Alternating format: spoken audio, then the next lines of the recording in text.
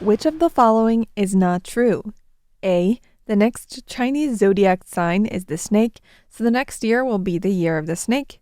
B. Taiwan repopulates salmon by dropping them from helicopters. Or C. Taiwan will fine you for capturing or killing green iguanas in the wild. 2 of those statements are true and only 1 is false. Keep listening to Formosa Fauna to find out which. Spend the next 20 minutes feeding your brain with Formosa Fauna so you can become smarter than all of your friends.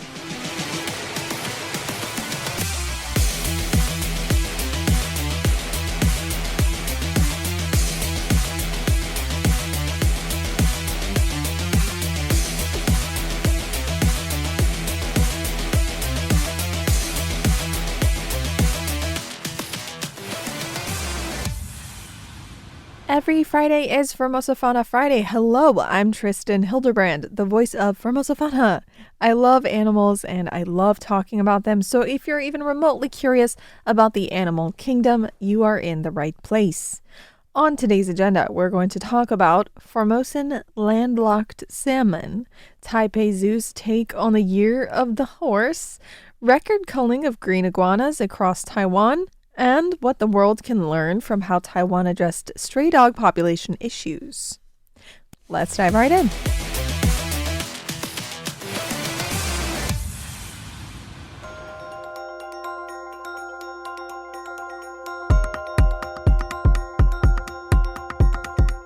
Taiwan is an island that is 70% covered by mountains, lakes, and jungle. Today, we're going to learn about the Formosan landlocked salmon. This fish is also known as the cherry salmon or the Taiwanese trout, but we're going to call it the Formosan landlocked salmon. It is an endangered freshwater fish endemic to the mountain and stream valleys between the Tristan and central ranges of Taiwan. The species is both the southernmost salmon globally and the sole salmon found at altitudes exceeding 1,700 meters above sea level. So, pretty special. Researchers in Taiwan have diligently studied the Formosan landlocked salmon, finding that it rarely grows beyond 40 centimeters in length and seldom lives more than 4 years. More research is being focused on finding the underlying causes of population decline and preventing the species' extinction. Scientists, according to Stephen Crook with Life of Taiwan, believe the critically endangered species owes its distinctiveness to a meteor impact that happened around 780,000 years ago. The cataclysmic event, as it is believed, induced significant global cooling and caused a reversal of the Earth's magnetic poles, and as a result, Japanese salmon ventured further south due to cooler seas and a disruption of their magnetic navigation skills. Temperature is actually what traps the salmon in the chilly mountain streams, not geography, because their eggs can't hatch in water temperatures exceeding 12 degrees Celsius or about 54 degrees Fahrenheit. So, a decent amount of conservation efforts include trying to keep their environment cool. Temperature is the key factor here. This could be by planting trees to shade the waterways or restricting agriculture in the area. Shei Pa National Park at the beginning of January announced that the Formosan landlocked salmon population remained stable last year in Taiwan despite multiple typhoons and earthquakes. Surveys tracked, this is very specific, 16,020 salmon in the wild, the third highest since the surveys began. And that was just behind the 18,630 found in 2023 and the 16,897 recorded in 2024. How they count the specific number of Formosan landlocked salmon is interesting, but they do have it very specifically here, 16,897 recorded in 2024. So again, last year's number was 16,020.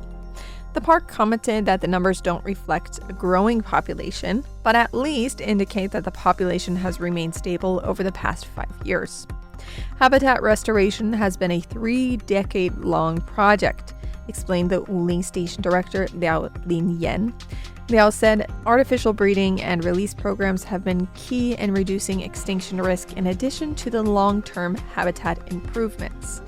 Last September, the park collaborated with Ginger Aviation to conduct Taiwan's first helicopter assist release of salmon fry into the upper reaches of a creek, as reported on by Sean Scanlon with Taiwan News.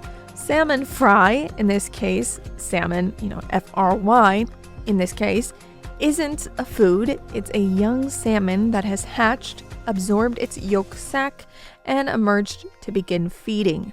So this is what they released from helicopters with Ginger Aviation.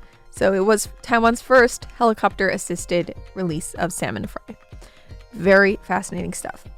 The Sheipa National Park says it has plans to establish a dedicated classroom at an existing ecological center, allowing the public to observe the species up close and learn about conservation and restoration efforts, with construction expected to begin this year, according to a Taiwan News report. Park officials say the strategy is a comprehensive one that includes habitat restoration, public-private partnerships, long-term population monitoring, artificial breeding and release management, and measures to reduce human disturbance. Of Taiwan's 265 freshwater fish species, 42 of those are endemic, meaning they cannot be found anywhere else on Earth.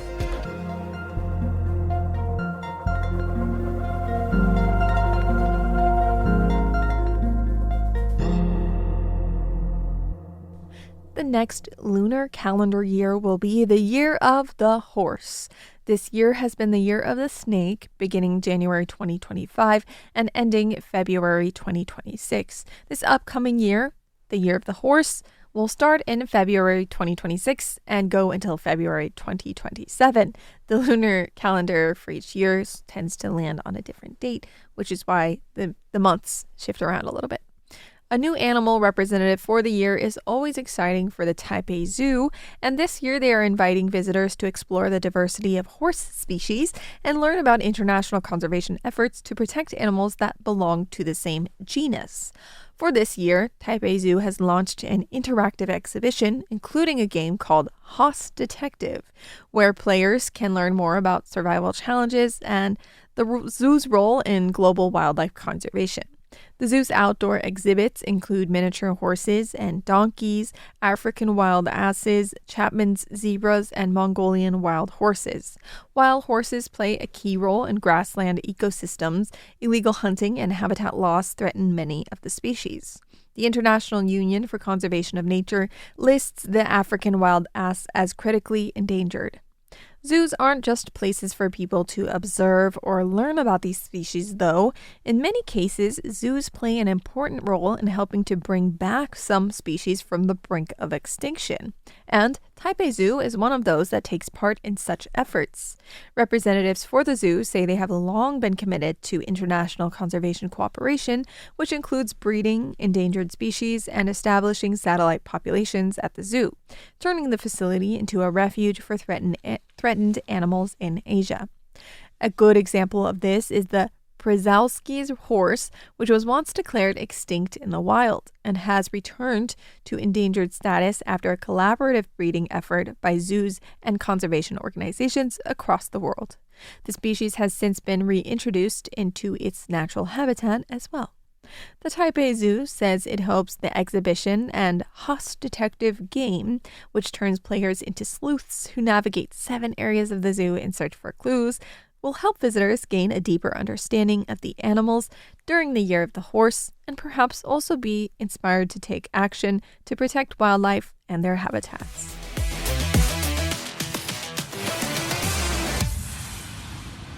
The numbers are in for last year's iguana culling. The Forestry and Nature Conservation Agency culled a reported 260,000 green iguanas last year, setting a record and tripling the 2024 total, according to CNA reports.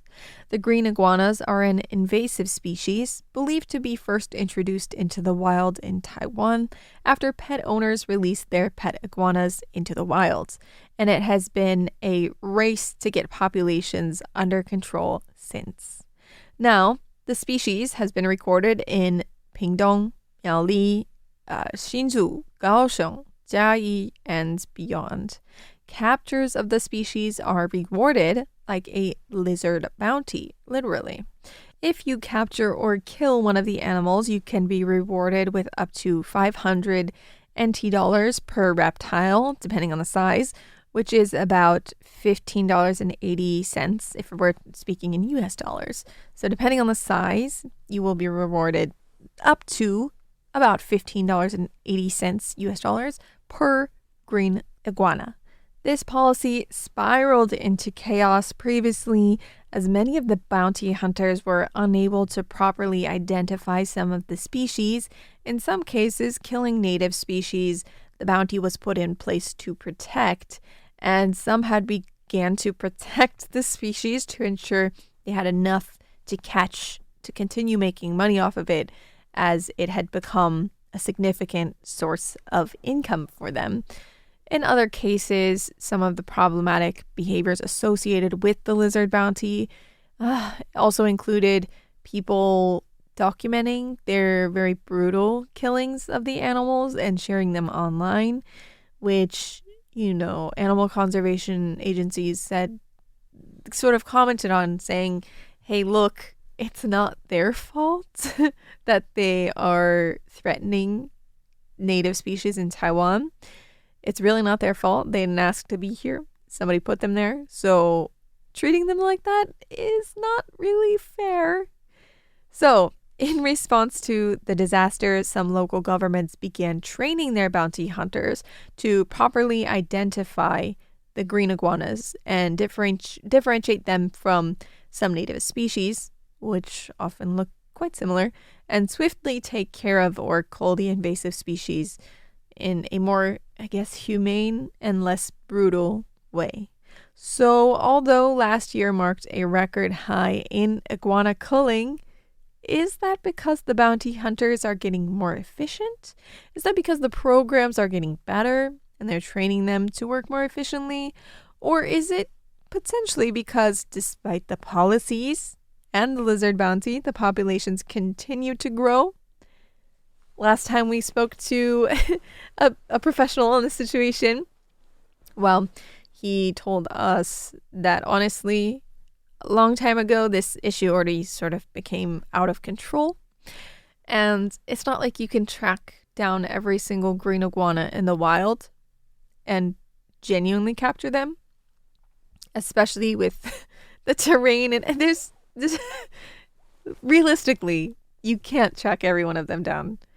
And even if you did and you missed a couple, it would be the same issue, right? They also compete with resources. So it does threaten the livelihoods of native species, especially which are sometimes smaller and don't have as much of an advantage. So we'll see where it goes. But for now, it looks like a record number were killed, and that's the information we have.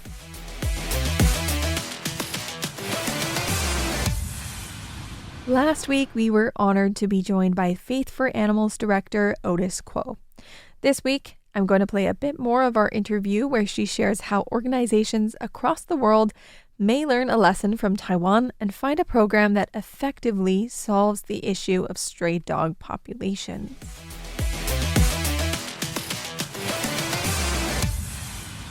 Are there lessons from Taiwan's experience or Faith for Animals' experience that other countries dealing with free-roaming dogs could realistically adopt? You have to find out the right way to do it.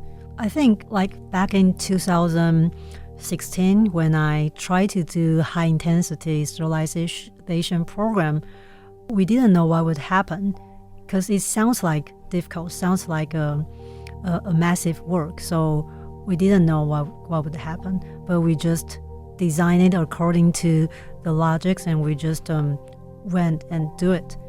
And then we found out it's not that difficult. It's really not. You just have to coordinate all the resources and then keep doing it. And I think all the problems that were here for decades were changed a lot just in 5-7 years. So I think using the right approach is the crucial thing. If you're doing the right thing, then things could really improve. So it could almost act as a framework for, overseas groups or organizations who are maybe trying TNR or TNSA and not sort of succeeding with it. Maybe it could act as just a framework for them, almost.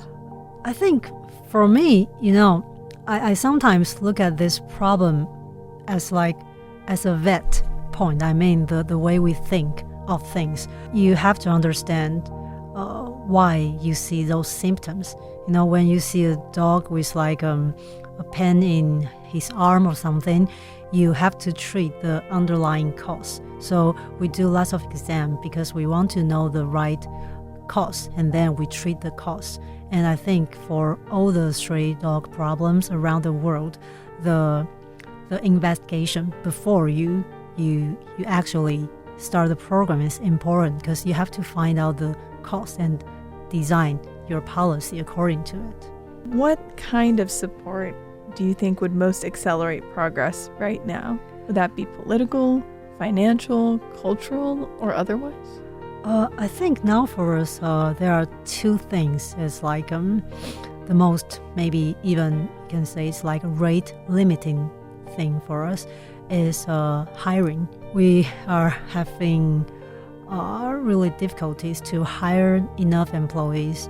Yeah, because this job is not easy and not really well paid. Yeah, so it's one thing. It's like a very challenging work, because you have to stay outdoors, talk with different people, or go to certain dangerous places, and you have to see many animals suffering. Yeah, so this is one really difficult thing for us. And the other part of course is like the financial part. Like this year, Taiwan has changed the law.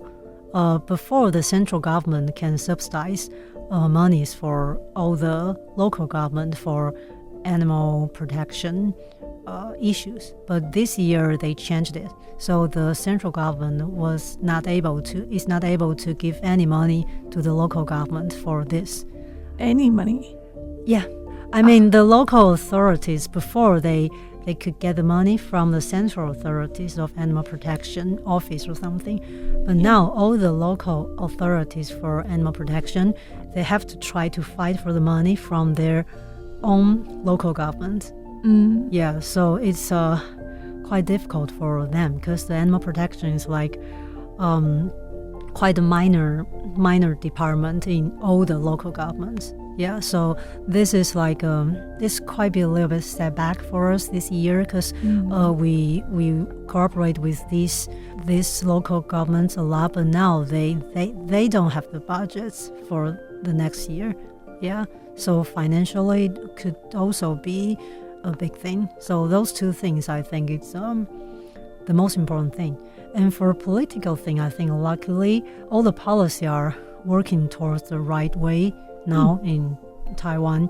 The problem is we not yet have enough people to actually realize the project everywhere now. But the government is on board, and they really want to do it. Yeah.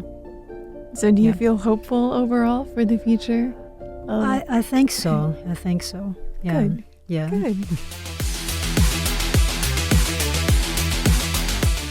Is there anything you'd like to share with me, or you'd like to be featured on the show? Send me an email at tristan@rti.org.tw. That is tristan@rti.org.tw. Making it to the end of an episode makes you a Formosa Fauna friend. Thank you for tuning in, friend. See you next time for Formosa Fauna Fridays here on Radio Taiwan International.